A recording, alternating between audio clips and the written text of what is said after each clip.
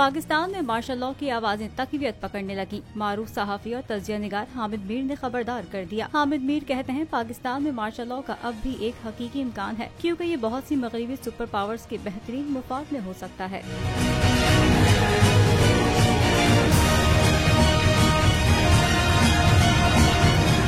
सहाफी हामिद मीर ने कहा कि 1970 में मीडिया आजाद होता तो पाकिस्तान दो टुकड़े होने का इल्जाम भी सहाफत पर लग जाता। मुझ पर पाबंदी इमरान खान दौर में लगाई गई। जो मीडिया को टैक्स चोर कहते हैं वो ये इल्जाम साबित भी करें। मौजूदा सूरत हाल में मार्शल लॉ का खतरा बढ़ गया है। उन्होंने मजीद कहा कि सहाफी ऐसे हालात में गैर जानिबदार नहीं रह सकते और न ही जमहूरियत और आमरीत में तवाजुन पैदा करने की कोशिश कर सकते हैं। एक सहाफी को जमहूरियत का साथ देना चाहिए, चाहे वो जमहूरियत कितनी ही कमजोर, गंदी या बदउनवान क्यों न हो। आपको जमहूरियत के साथ खड़ा होना चाहिए।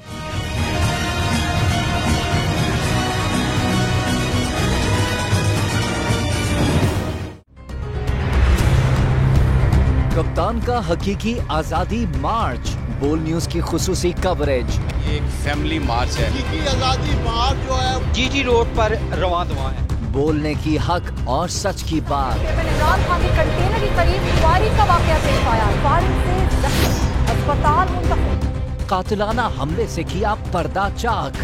बोल हमेशा बना आवाम की आवाज। को वेलकम देता। आजादी मार्च के लिए बहुत अच्छी कवरेज की है। ये मार्च की जबरदस्त सब्सक्राइब करें और बेल दबाएं ताकि कोई खबर रह न जाए।